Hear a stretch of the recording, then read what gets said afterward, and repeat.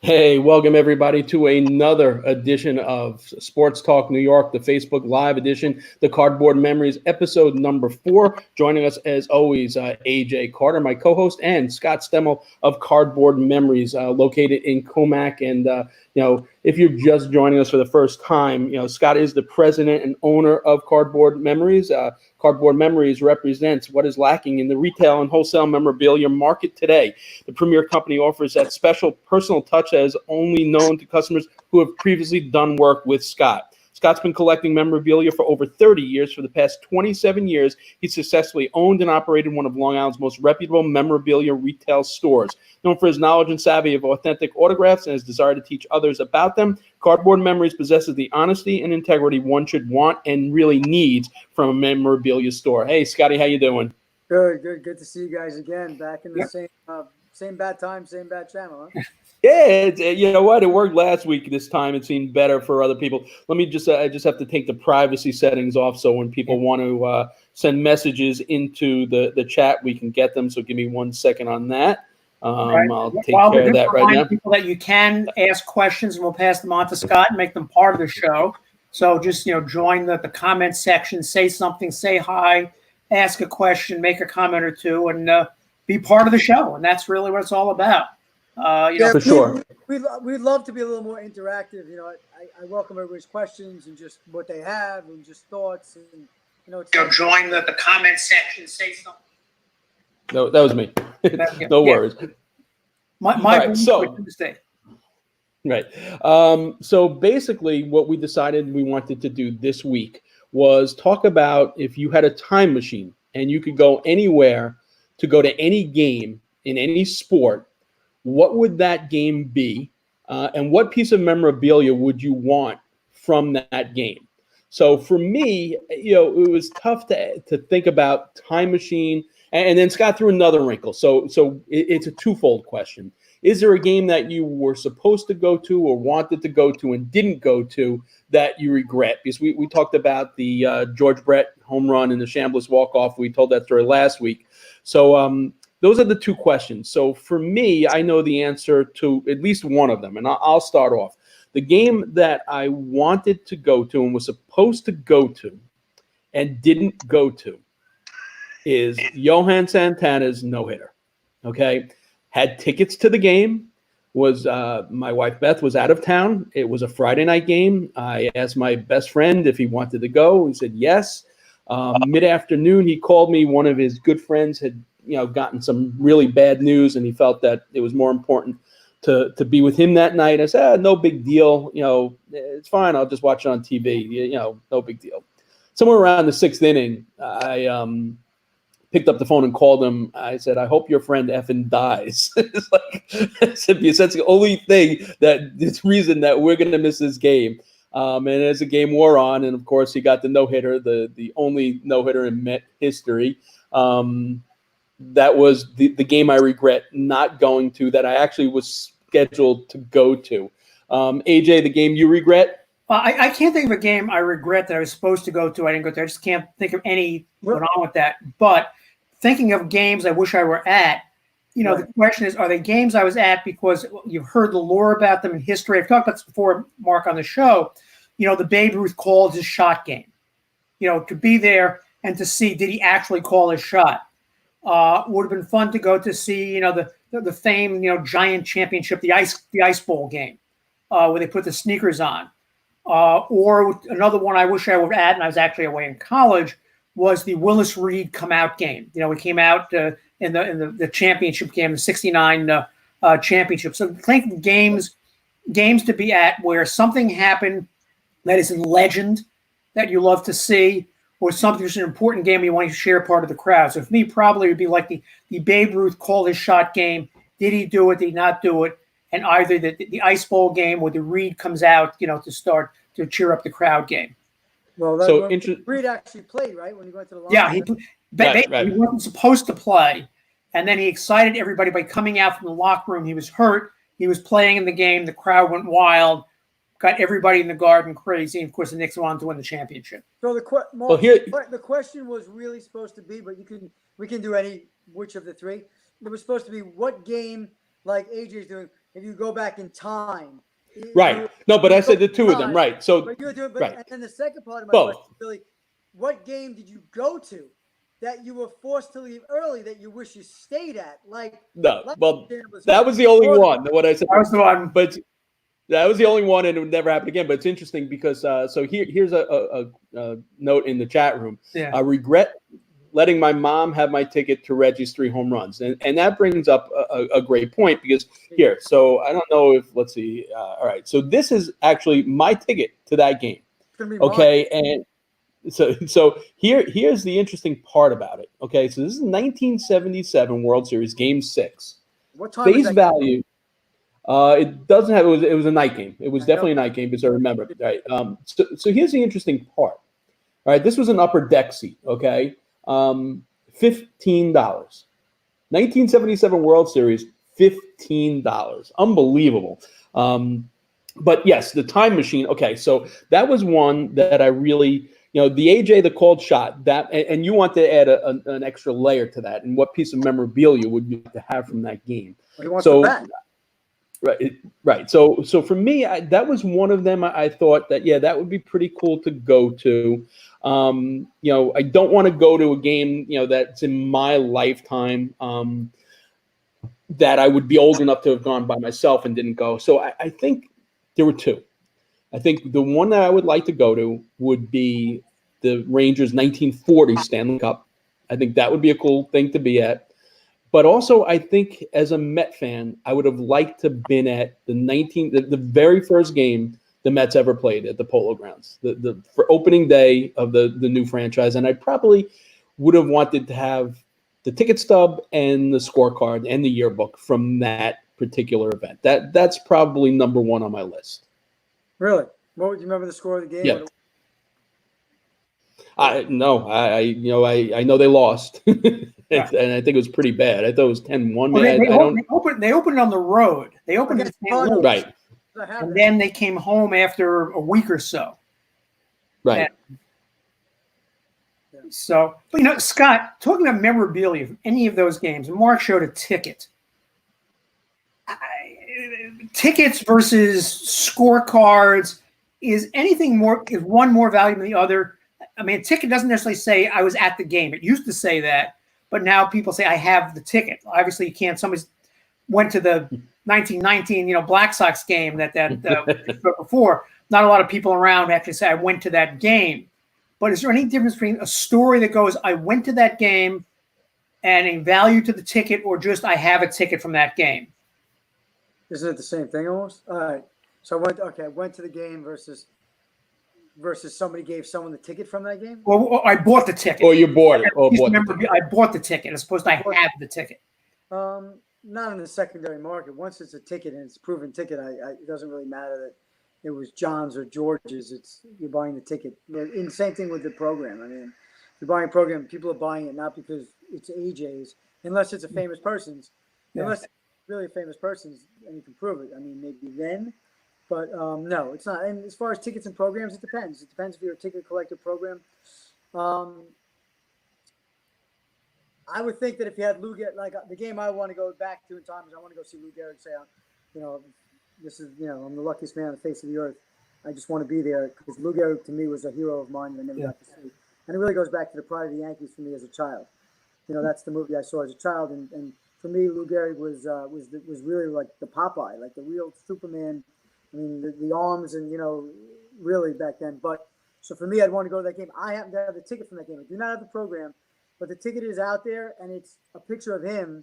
Do you have it on the screen? Can you show that? I sent it to you, Mark. Yeah, so that's amazing to me. The Lou Gehrig Memorial Game, July 4th, 1941. He comes back and he says, today I consider myself the luckiest man on the face of the earth.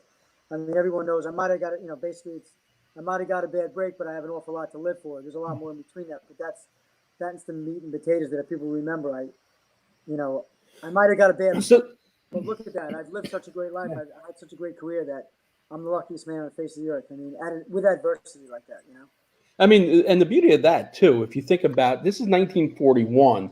We look at some of the innovations they've done with tickets over the years, where Ranger season tickets had players every 4 or 5 different tickets had, the Yankees had it. This is 1941, and that's a really nice graphic on that Lou Gehrig, ticket. That's pretty cool. $1.65 for the lower stand. $1.65. Well, don't let that's inflation. So here's another weird question about tickets, Scott. So these days, you used to go, you actually got a physical ticket, like we're seeing there. You'd go to the box office, they'd give you a ticket, you'd hand the ticket. I know where you're going. These days, more often than not, you go on to StubHub, you print it out on your computer printer, you show it, they scan it, you put it back in your pocket, and you throw it out. So is that market's totally dried up now? Or what happens if somebody shows up and says, here's my ticket to the game, and something they printed out on their home printer from StubHub? Probably a little bit different today, yes.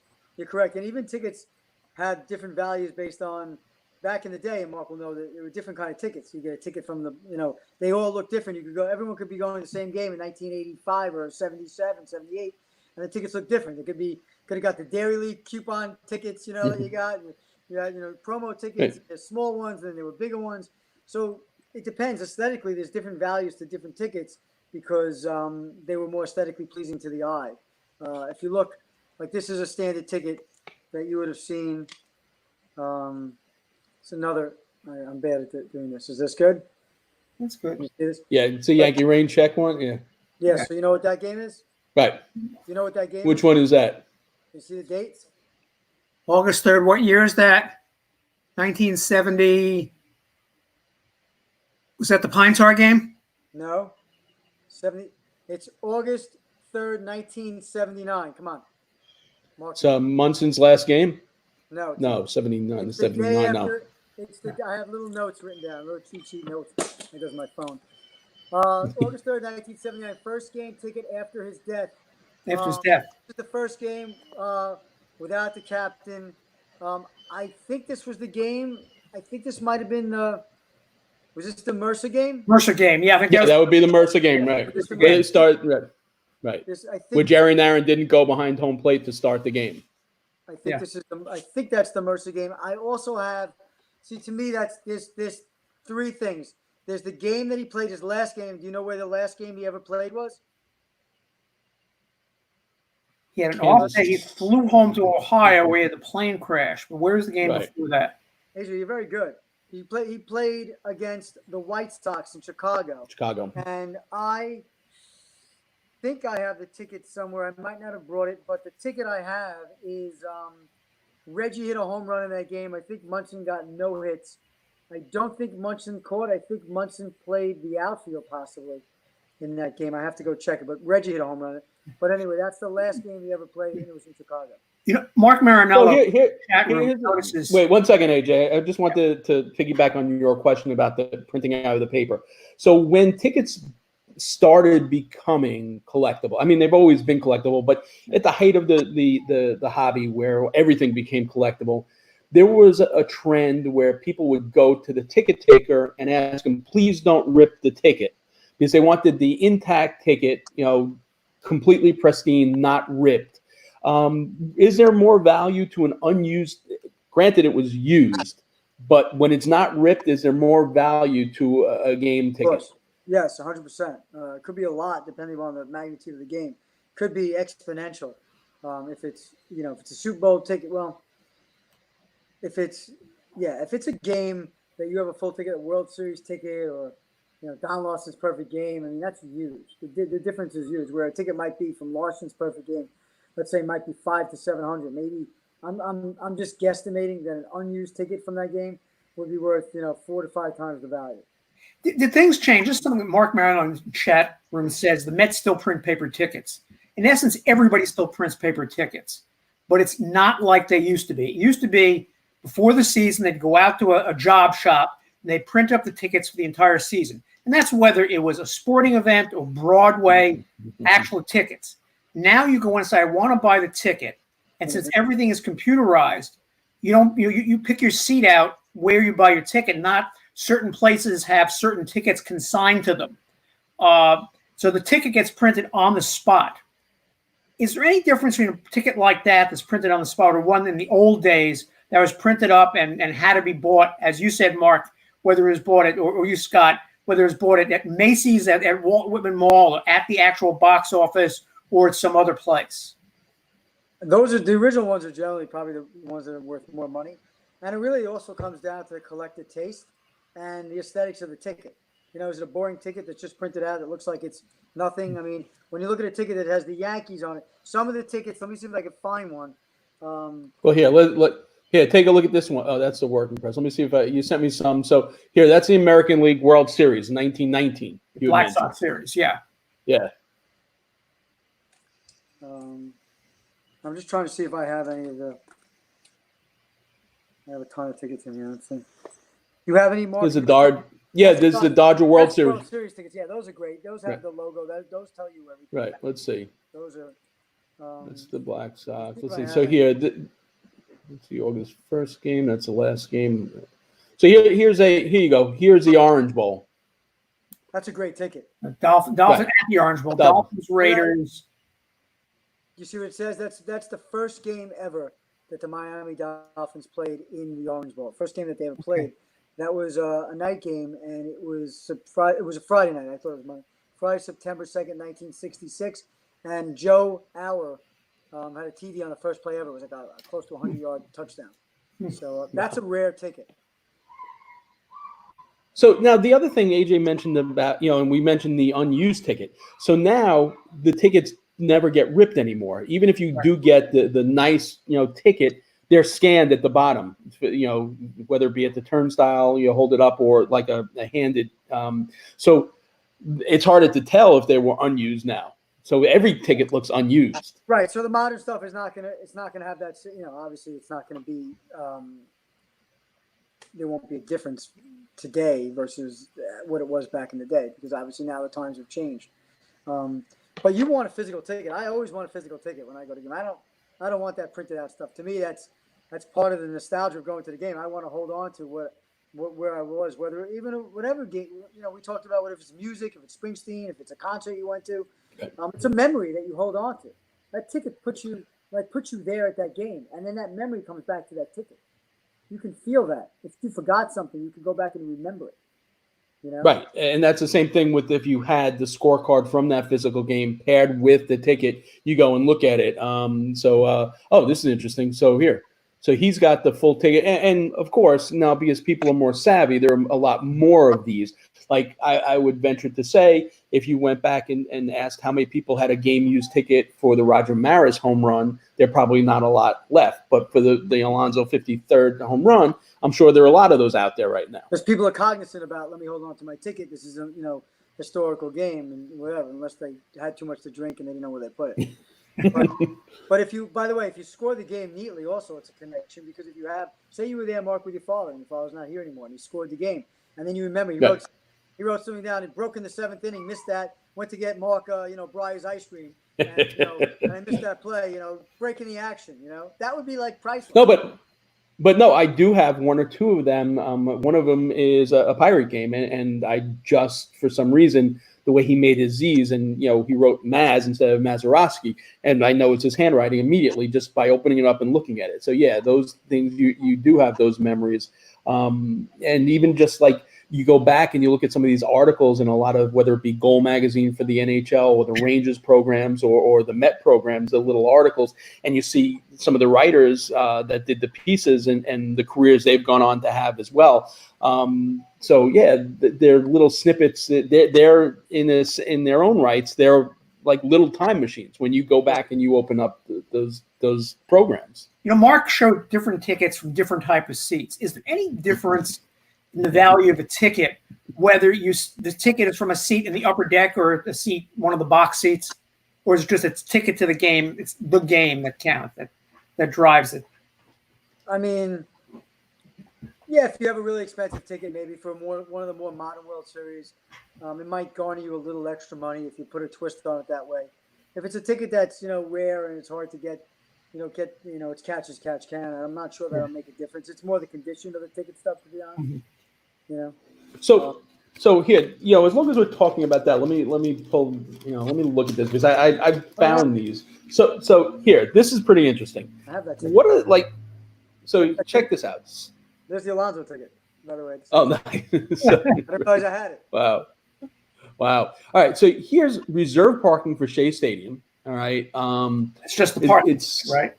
just the parking ticket, $2.50, and tickets to the Diamond Club for the Mets, the Jets, Game 3 of 1982. I hope they gave you free food at that.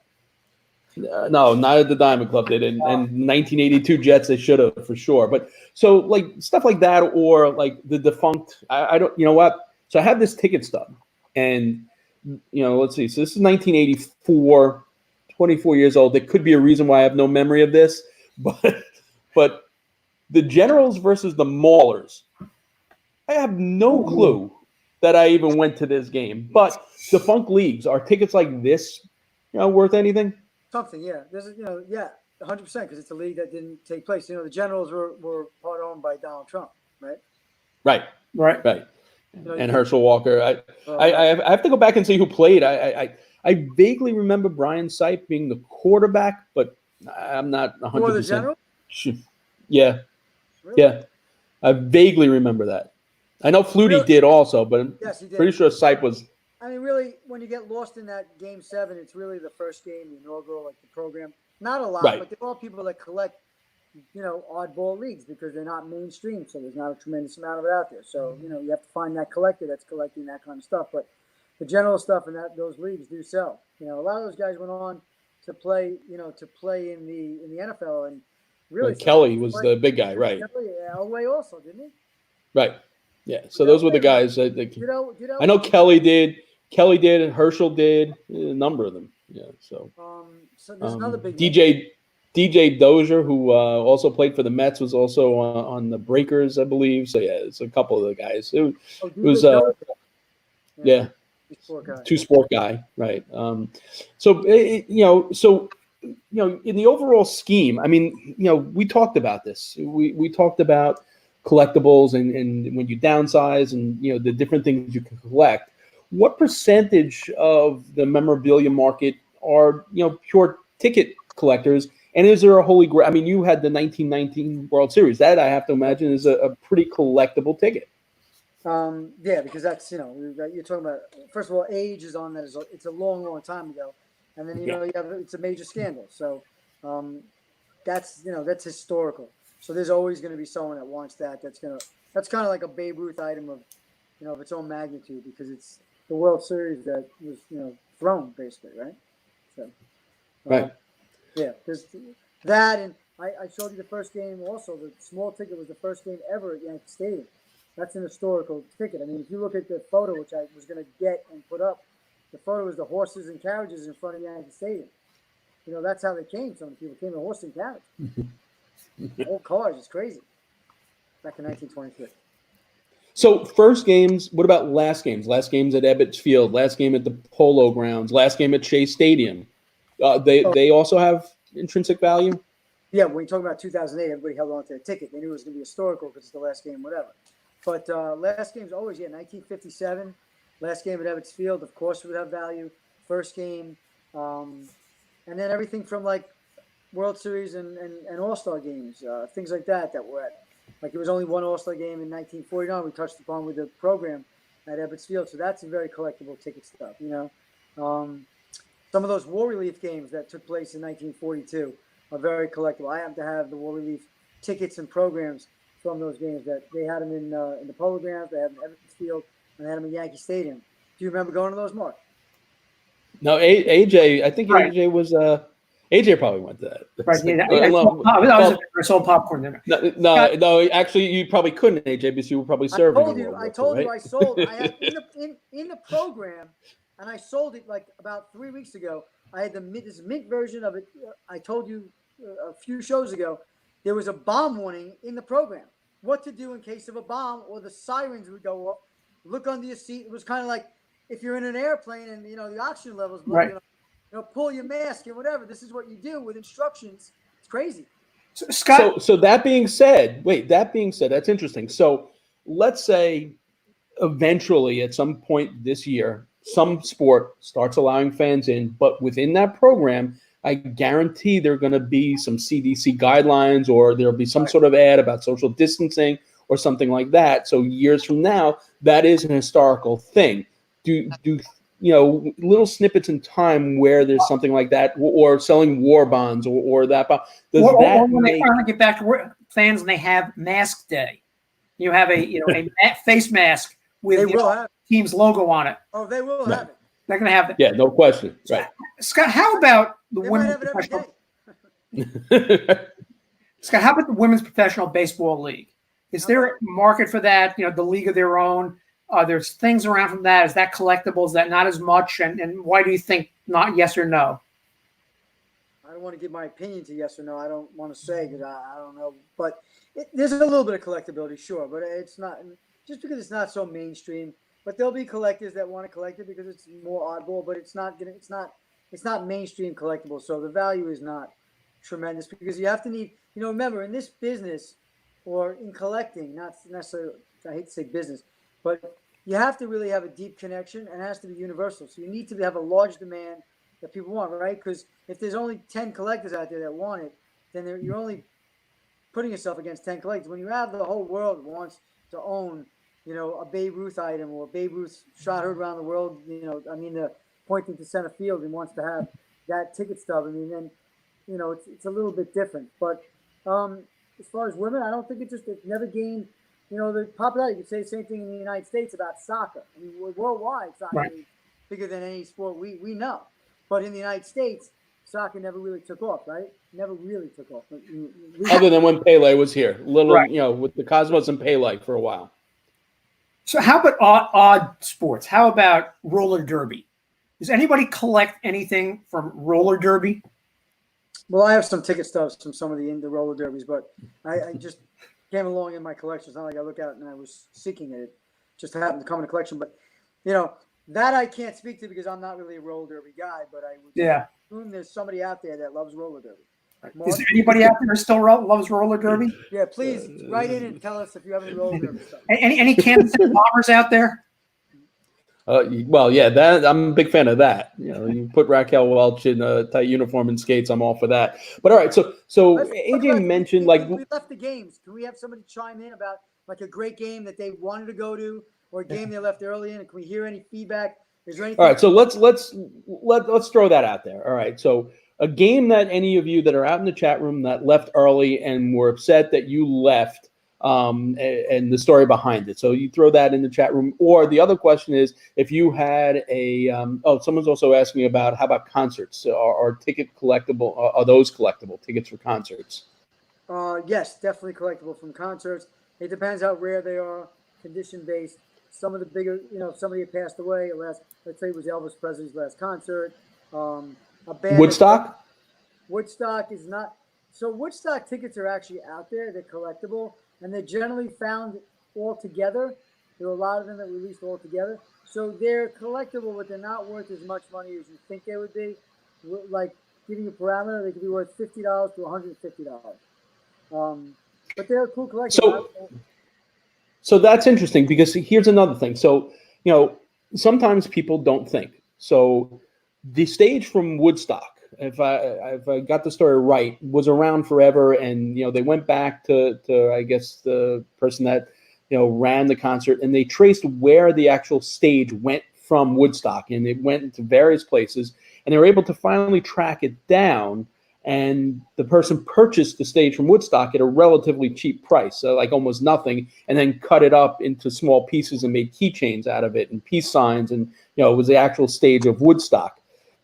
Are there things like that still exist that if someone or now are we such it's become such a big business that immediately someone's already made a corporate buy of every single piece of the stadiums before they're even dismantled. Yeah, well, that happened with I think in Dallas, that happened with the Yankees, that happened with Shea Stadium. So yeah, when stadiums get ripped down, it becomes like a business. But remember, when you're doing it in 2008, 2000, it's stuff that's more commonplace because they're taking it with the knowledge. It's when you didn't take it with the knowledge, when you're on the field and you grab something from Ebbets Field that's going to make it really, when you're in that mindset already, yeah, sure, will it be collectible? Yes, but it's a known entity at that point, right? So, right, you're collecting newspapers, you're grabbing a newspaper when, Mickey Mantle dies, it's worth money, but you already know in 1995 that it's going to be something that you want to grab. Whereas in the 60s and 70s, you might throw it out, right? Right. So here's one of the answers to your question. So the Monday Night Miracle in 2000, they left late in the third quarter because they had to go to work. So that's one of the games that they left early. Was that the Wayne Quebec game? I believe. Oh, look at this. So Sal has seats from Shea. Cost was ridiculous. I'm sure they were. What was it? Sal Domino. $869. Chico, how much were they? So put that in there. Now you mentioned newspaper. I'm gonna do a Scott Stimmel. You mentioned newspaper. So hold on one second, AJ. Here we go. Mark isn't even having downsized. Mark never throws anything out. He says he downs. Talk among yourselves. Talk among yourselves. But the miracle was the Jumbo Elliott touchdown. Was that? But I'll be right back. Hold on. So Mark's going to look at newspapers. So people say newspapers, and how important then is the condition of the newspaper? Do you want the newspaper whole or a certain page? If somebody saved the whole paper or just the front page of the paper, is there a difference? Mark, is that the whole paper or just the front page? Whole paper. Whole paper. Whole paper, and condition is very. I actually bought this. I bought this in Shupps Grove in Pennsylvania. Hold on, wait. So they were just sitting there. Insert. Oh, that's the Bill Gallo. Well, not Bill Gallo. Yeah, Gallo. Yeah, it's Bill Gallo cartoon. Is it Gallo? No. Yes. It's Gallo. Where's Siri coming in? It wasn't Gallo. It was Stark, I think, at that point. Yeah, Stark. Correct. Right. The Swoboda catch game. Yep. Let's Bag Birds. The whole thing. Also interesting. This I don't know why I have it. Well, I do because it's got mess on the cover. Oh. The National. Oh, I should look at mine, dude. You know what? Get my first National. So, but I have all the from the World Series. You know, that's here. So yeah, those are great. I love the fact that you have the artwork is standing on that. I think the artwork is tremendous. Right. I gravitate toward that artwork. I actually have some of Ron Stark's original artwork that he did, and he would actually touch it up, and then it would go to print. So he would maybe make a mistake or something, and he would put a sticker over it, so when it printed, you wouldn't see it, because it printed flat. Oh. But I have the original. Maybe I want to go get it and show it to you because it's kind of cool. I know we go off on tangent. No. In the meantime, Chico. It was not 986. It was 869. Sal. You say it's 986. All right. It should have been. So here, this is interesting. So our Barry Shelley has an original seat from the old Clinton Arena where the Clinton Commons played, and 2 seats with a COA from Johnstown before they updated it. And the COA stated it was in the movie Slapshot, along with a picture of the seats in the movie. I don't know how much those, probably went for. I bet you those weren't that expensive, given it's minor league. But that's a pretty cool thing, to have if you're a Slapshot fan. So, Barry, if you can, let us know how much you pay for that. And wait, I think Chico is saying yes. Yeah, I think you're right, I guess. Yes. Yeah. He said, in any respect, he said it costs way too much. Well, here's the next question on the seats. Are they green, red, or orange? Because the orange ones are the most valuable. So, all right. So, Sal, are they green, red, or orange? So, so they were none of them were the wooden seats at that point. They were all the plastic ones. Correct. Right. There were no the wooden ones when they renovated. They got rid of as well. So that's what is that? That's the first National. Correct. Yeah. And I have the. That's a great idea. I have the last one somewhere. Generally, Scott, issues of newspapers and magazines that are no longer published. The National being a good example. What determines how valuable they are? Is it what's on the cover? Is it the game, or is it just that? Here are some issues from this publication. I'm trying to think of Sport Magazine, for example. Sport Magazine hasn't published in years, right, Mark? Right. An old sport magazine. The National, which is very short-lived. What determines whether they're valuable or not, or people? The old street in Smith, the very early ones. Some of the old baseball digest. Yeah, right. It's like a few question parts. So it's who's on the cover. Right? Okay. It's the condition of it. It's who's on the cover. it's the condition, who's on the cover, and at times it could be what's could be found inside of it. When I say inside of it, like Life magazine had a non-sport figure on the cover. I'd have to go get it, but inside of it had the serial cards, like the post serial cards, I think it was, of like Roger Maris and Mantle, things like that, that make that valuable. So sometimes you also go back to Sports Illustrated. The second Sports Illustrated is more valuable generally. The first one also, there's I think the second one, they have cards inside from that year. I think it was 1954. So if you open it up, it's a paper sheet of the original Topps cards that's intact, and that's more valuable because you have those cards inside. So here's an odd question. I have this, Mark. This is a 1973 Street and Smith baseball yearbook, and I got it as part of the research for the book Mark and I are doing on the 73 Mets. What I learned in getting this is Street and Smith had several different covers nationwide.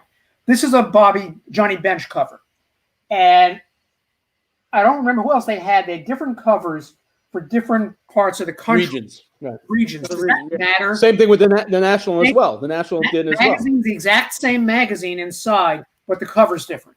It matters because there may be one region that didn't produce as much, number one. Number two, it matters on the region. If you have Johnny Bench in one region, to Cincinnati, it's going to be more valuable. Maybe national-wise not. But if in 73, let's say you have Willie Mays on the cover and he's on a Met uniform at that point. I don't know if he was on the cover.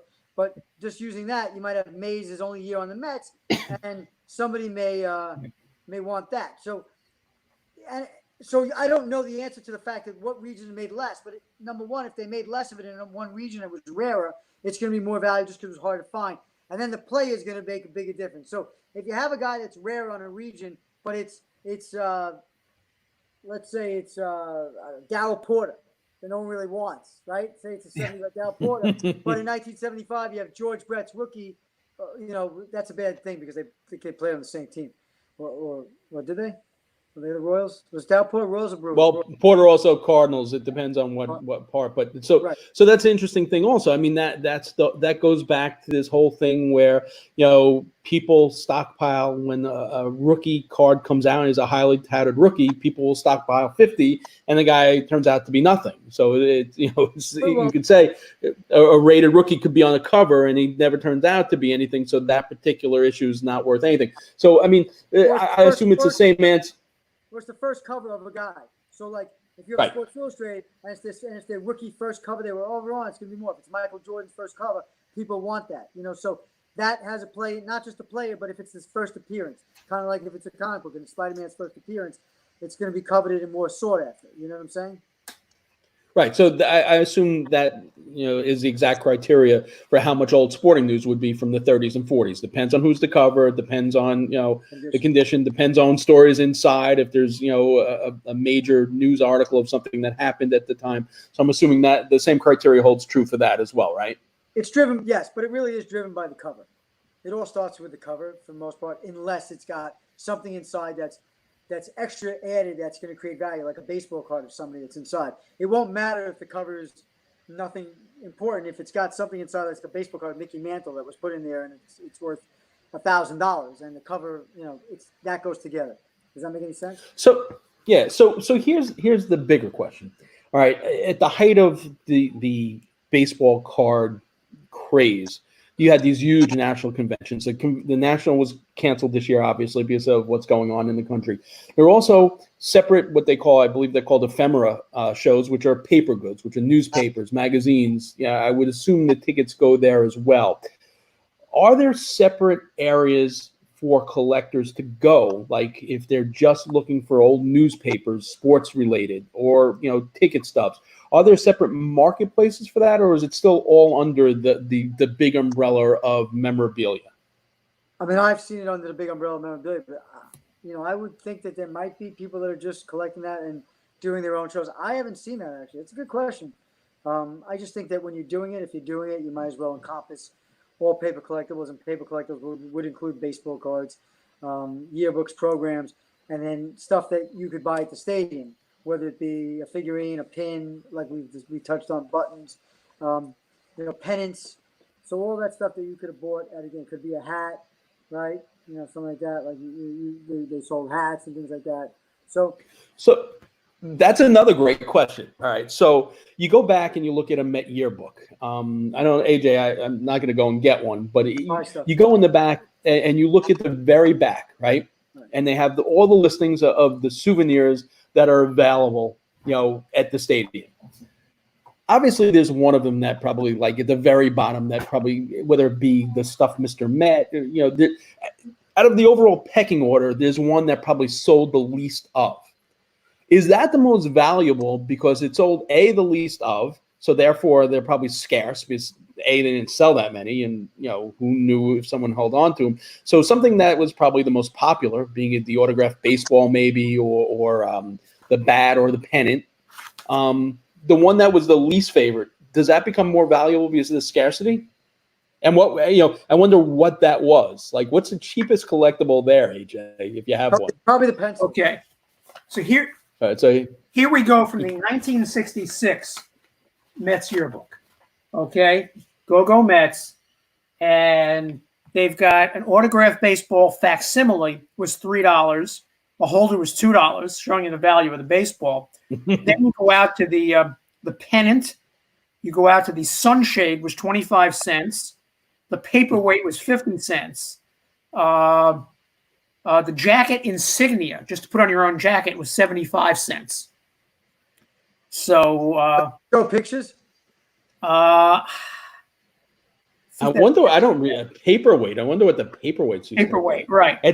It doesn't have the bank. That was always my favorite. I still don't have. Bank was 50 cents. The what? Mark, all the watchers are going to chip in for your birthday and get you the bank. I don't know if you know what? I've looked on eBay. I've never seen it, and maybe I'm misremembering what it looked like. To me, it was this red, you know, with an arch on the top with a coin for the coin.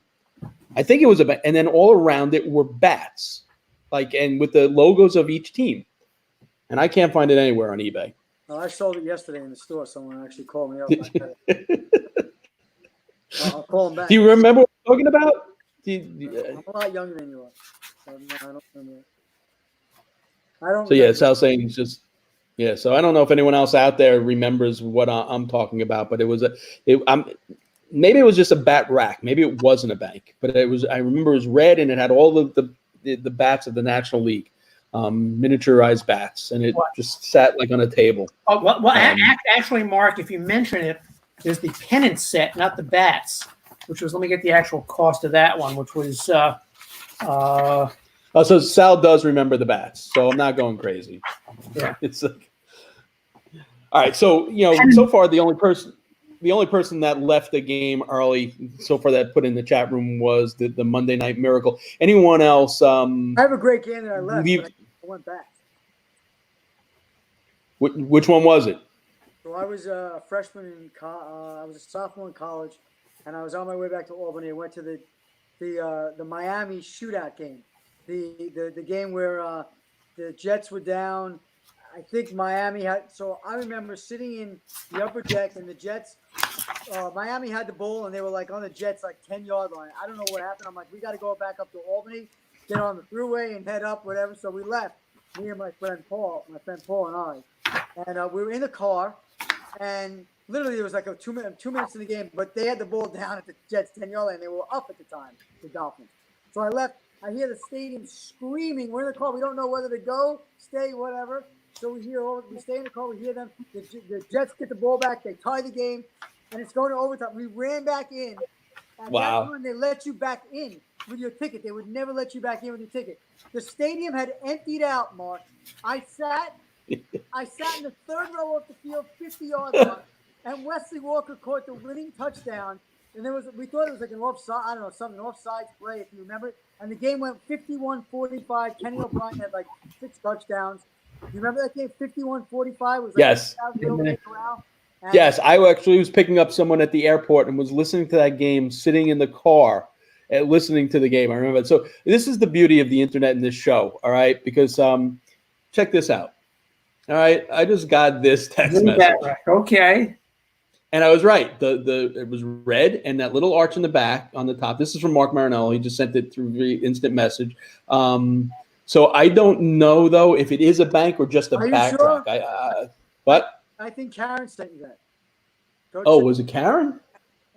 Oh yeah, it was Karen. Hold on. And Mark says he's got in his collection. It was Karen. That is it. Just Is it a bank? It doesn't look like a bank. It doesn't look so. That red thing. All right. So that is the beauty. So this is it though. This is no doubt about it. That's nice. This was the thing I loved. It is a bank. Yeah. It is a bank. It's a bank. Okay. Awesome.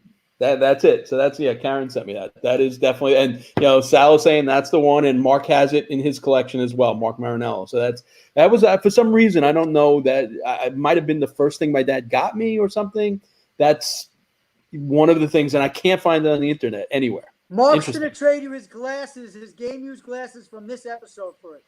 Those glasses. He's going to trade you for those. Game used. Wow. And I have to get someone. There's no one here to authenticate them, I will. though. That's the problem. I have a picture of it. I'll freeze it and I'll write Screenshot. Yeah, I got it. You're covered. So Sal's saying that bank can't hold too much. That's for sure. Hey, back then it was enough to probably buy yourself a couple packs of baseball cards. Yeah, for sure. So yeah, that game was the 51-45 and OT 86. That game. I was at so, that. Yeah. So I said 51-45 shootout. Yeah. Wow. Yep. How many TDs? Yep. Kenny O'Brien had 5 or 6 TDs in that game. Yeah, it was unbelievable. And I remember sitting there and just listening to the game. And it was before you could, watch it on TV, like on your phone. And I was all the way out in my car, not sure whether I was getting on the parkway or not. I was like 1 foot in the car, 1 foot out of the car. And literally you hear the stadium erupt. And I don't know if we locked the car, we ran in, and you wouldn't think you could get back into a game today. There's no right. No way you get. And I sat wherever I wanted and watched the game. It was a great memory. Great memory. All right, so let's throw a little switch on this. Also, a couple of people still in the chat room. If you can, a game that you left early, or a game that you would want to go to that you didn't go to, if you had a time machine. The other question is, I guess, game related. The game that you have the fondest memory of that you went to, and why? For me, obviously, it's my first Met game with my dad, 1968, and we talked about it this week. We had Archamsky, and he hit a grand slam in that particular game, and the Mets won 6-2. That for me is still the fondest memory. Obviously, the two greatest games, the Buckner ball I was at, and obviously the Rangers winning the Stanley Cup final. But deep down, that first one in '68, holds. That there's something about the emotionally. The other ones all followed after that, but that was the initial love. AJ, for you, what's the game that holds the fondest memory? Probably the Dykstra home run game in the playoffs against the Astros in '86, just because it was such a great game. They had to come back a couple of times. Who started? Mike Scott threw that game? No, Scott. No, because no. Scott threw the game that they finally beat. Nolan Ryan. It was Ryan. Yeah. The Dykstra home run was off of Ryan. Right. Yeah. And that was fun. I think in terms of games, I just remember because it was such a weird game. I just saw it on the ESPN series about Michael Jordan, was the Charles Smith game, just because of the way it ended, against the Bulls, where he had the 6 layups. And it's funny because I remember watching the game, and I was actually in the editor's press section at the time, and watched it there, and then watched it on replay. And I watched it again, last week, and it just showed very different. I thought that Smith wasn't defended; he just missed the shots. And now you see it, and your memory is different than what you actually saw. They showed it again, and he was defended. That was just the whole series. When I saw that too, I was like, it doesn't look as bad as when I watched it from a different angle. They showed it from a different angle. I remember seeing it a little further back and watching it from like left to right. It seemed like they were showing it from right or center. And I used to say all the time, soft as Charles Smith, soft as marshmallows. Just jam the ball in. And Ewing, finger roll, like just coming up this much short. I think I broke everything in my house. My story about that game, Mark, and I've told you this, is after the game, and I was working that game, coordinating our coverage, and game ends. I'm going to get into the elevator to go back and take the train home. And the elevator goes down 1 floor from the press level to the next one, and Charles Smith gets on the elevator, and nobody wants to talk. Nobody wants to even acknowledge his presence. It's like, here's a 7-foot guy, and you're making like he's not in the elevator because nobody wanted to talk to him about it. Yeah, you could score 20. He used to average 20 points a game. I mean, Right, and I remember that game largely because of that and because of being in the elevator afterward with him. But the Ewing, It's interesting. the Ewing finger roll also was. I mean, Yeah. that came that short, that finger roll to the basket. Yeah. And I'm like, Patrick Ewing, you have to be able to get to the basket and throw that down with authority. You're not finger rolling it at 7 foot tall. You understand? Yeah. I mean, you're not me at 5'6" on a good day. You got to be a champion and throw that ball down. But going back, I saw a video. I saw somebody post that the Islanders game was the most exhilarating. In 1980, when Bobby Neisman scored the winning goal, right? So Yeah. Ready for this? Look how cool this is. Can you see this? Yeah. This is every ticket from the first championship run, from the playoff run to the Stanley Cup to the winning ticket. Just showing it because he posted it up. That we're talking about ticket stubs and stuff. This is a one of a kind. That's pretty cool. That is pretty cool. It's every playoff game, right through the Stanley Cup. It's kind of a one of a kind. It's really cool. So That is very cool. Even though it makes me sick, but it's pretty cool. So this is a great first game ever. His first Ranger game was 75. He was 7. It was the game where Eddie Jockman came back. So he said he was confused as why they were cheering the Rangers. It's very funny. But I like this too. I heard of the Islanders. I like that chat. That's good. So again, so when people come into your store, like, I don't have that program from that 1968 game. I don't have I think I actually do have the ticket stuff. I think we put that in the book, but and maybe I have the program. But are there people that come specifically looking for specific tickets and specific games in your store, or they call you looking for that because it brings back a memory? Like if, let's say, Mark didn't have that program and that was his first game and he really wanted it. Or are people just more like now look on eBay and set themselves alerts to try and find those things? Where do people find those things now? Yeah, probably that way. But there are people that will come in and they'll ask me, do you have a ticket from the year that somebody was born, or a program just as a gift to give them something that connects to the year that they were born. They don't necessarily are asking for the day they went to a game or the day they were born. If you can get that, that's obviously a big plus. So if you can have a day of a ticket when somebody was born. A lot of times people do that with the newspapers. Like a lot of times people will keep the newspapers from the day somebody was born. Do you have that newspaper mark the day you were born? No. I actually have to look to see if anything happened that day. But someone's in watching, but he didn't put this question in the chat room. He actually asked me to ask you this, which was interesting. All right, so he got a Kevin Durant, I believe, high school jersey, which is a different number than he wears in the pros. And it was signed, and he bought it from a store, and then I think he went to someplace, and he got it authenticated. One of the JSA authenticated the signature, said it's absolutely legit, and he was wondering, like, something like that, like what, if you're looking at it as a stock, what would make that go up more? Like, all right, when he gets into the Hall of Fame, when he retires, when it's a Garnett. Didn't I say Garnett? Yeah. I did say Garnett. Oh, I said Durant. I'm sorry. You're right. All right, it's Kevin Durant. All right, so it's Kevin Garnett. So Rich, why don't you type in your exact question, because I don't want to paraphrase. I don't want to get it wrong. We'll wait for him to put in it. All right, so I already got it wrong. It was Garnett. But so he'll type in. Here's my question. When he got the jersey, was the jersey just a remake? Was it actually something that was original?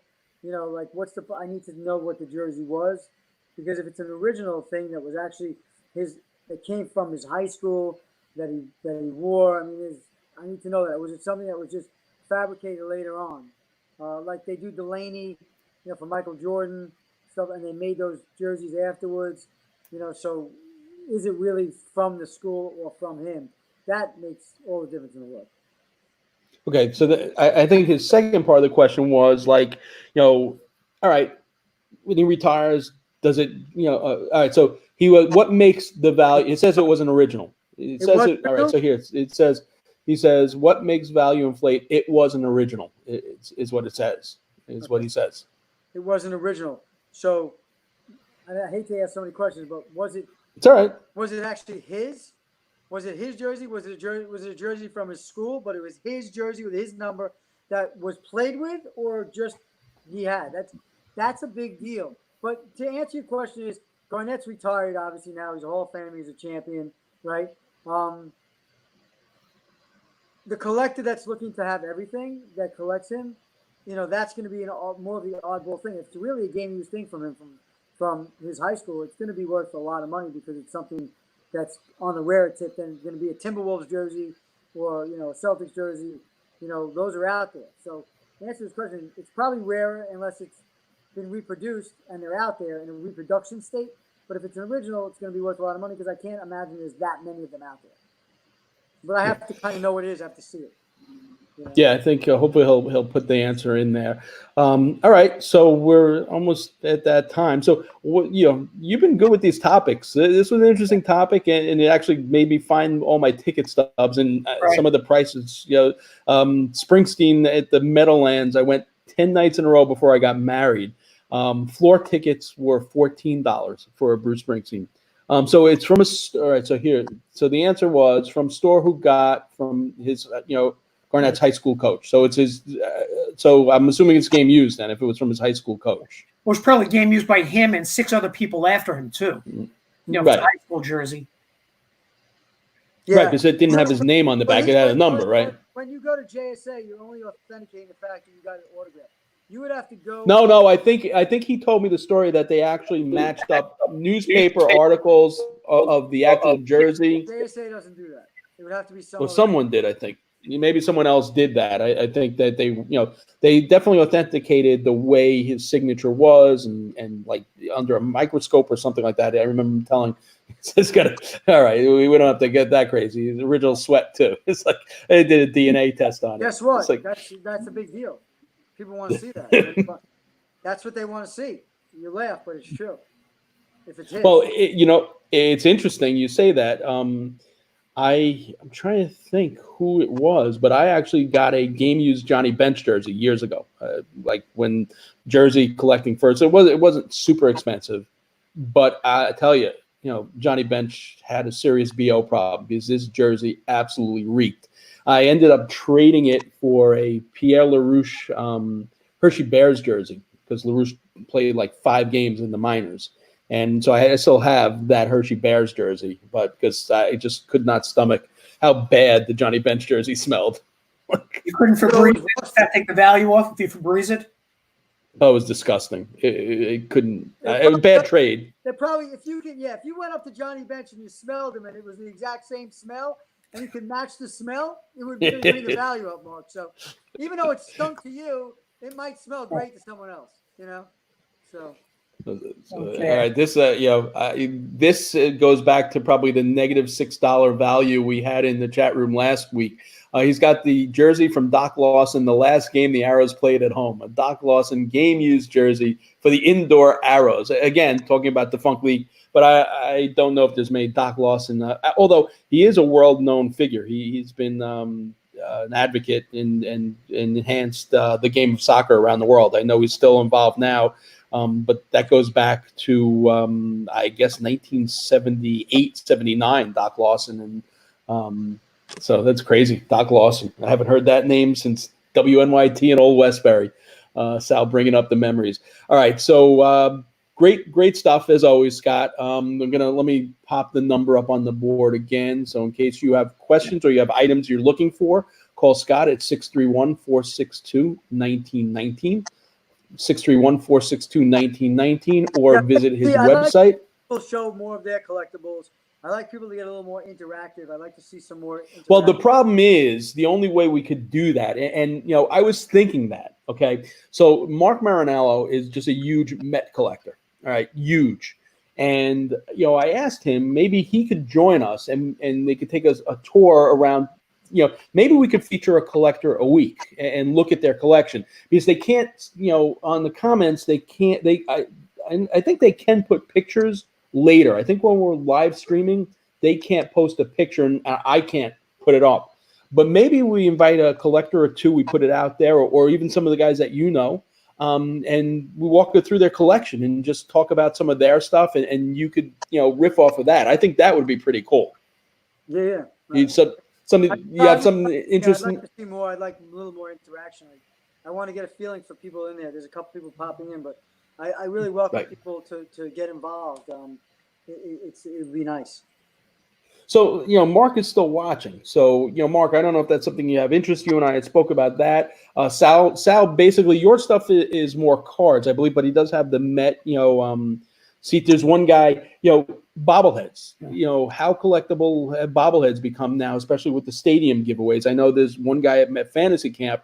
His name is Ed. He's changed his name on his uniform actually to Bobble Ed, because he's got like probably 10,000 bobbleheads, and he's got like just rooms dedicated to that. I mean, that's a show in itself on bobbleheads. Sure. Well, there's some great, All right, so great old bobbleheads. Okay. They're amazing. We got some things to keep us busy. so here we go. So Mark would like to be part of the show. I'll coordinate. Maybe he can be with us next week if here. So this is also interesting. Barry Shelley, who lives in Cooperstown, he's got an article. He actually built a rink in his attic, and he's got a bunch of collectibles there. So yeah, we'll. Is there ice up What's in that? the No, no ice in the attic. Toys in the attic, but no ice in the attic. So, all right, Scott, we will speak to you next week. I'll see. Maybe we'll set it up with Mark, and then maybe go Sal and Barry, and maybe set that, because I agree with you. I think that would be cool also to see what people collect. And Right. to, And if people have, listen, we're going off of just, we're not going as mainstream modern. We're going more into the history of the game and sports, which I love to talk about. I mean, we can talk anything. So if people have things that they want to talk about or bring up subjects, please do. If they want to see a certain type of a collectible, they want to see more autographed baseballs or anything specific, we would welcome that feedback, because we like to do what people watching also would like to discuss. So it's important for the feedback. And you can write stuff after the fact, and we can go back and look. The show will still be up there, right, for people. right. Like I said, I authenticate. I'm an authenticator. I can look at autographs. Somebody has something they want me to see. I welcome the opportunity to look at things for people as well and help them out, because this is what I love, and I want to share that with people. And here's one last thing I want to throw out to the group here as well, whoever's still watching us. I've noticed on Facebook there's a lot of these different auctions. Would you have interest if there were like one particular show we did on bats, and you had the opportunity to bid on bats live as an auction? That's a question, I'll throw out there. Just, answer in the chat. We'll see it. I think that would be pretty cool. The different bats and things like that. Yeah, I could put stuff up, whatever. I have some like these a while ago they had done through Steiner, which they're not even on the market. They had done sealed baseballs. You don't know who you're going to get. I still have some that's sealed. We could do something like that. You don't know who you're going to get at a certain price, and then that's cool. Okay. Yeah, stuff like that. All right. Okay. So I think Mark is definitely interested, because he said the best part of collecting is showing it off. And I remember when I had a room dedicated to it, that was you just love walking around the room and saying this was this and this was that. I remember that room. That was right. When we started. I do too. Yep. It's now probably sitting in a storage locker somewhere by Scott. I remember what I got, but I got some cool stuff here. But Scott. All right, guys, have a good week. Stay safe, and next week we'll try to set up. We'll get a collector, and we'll add him to the show, and we'll take a tour of a collection. And thank you to everybody that stays with us and watches. And again, really, your feedback means everything. We want to look at it and hopefully bring you better material and more stuff that you want to see. Okay. Awesome. Have a great week, everyone. We'll see you next week. We'll do Saturday again, Scott. Saturday sounds like it's good. If we have any issues, I'll let you know, but we'll shoot for Saturday. Okay. All right. We'll see everyone same time next week. Have a good one, everybody. Okay.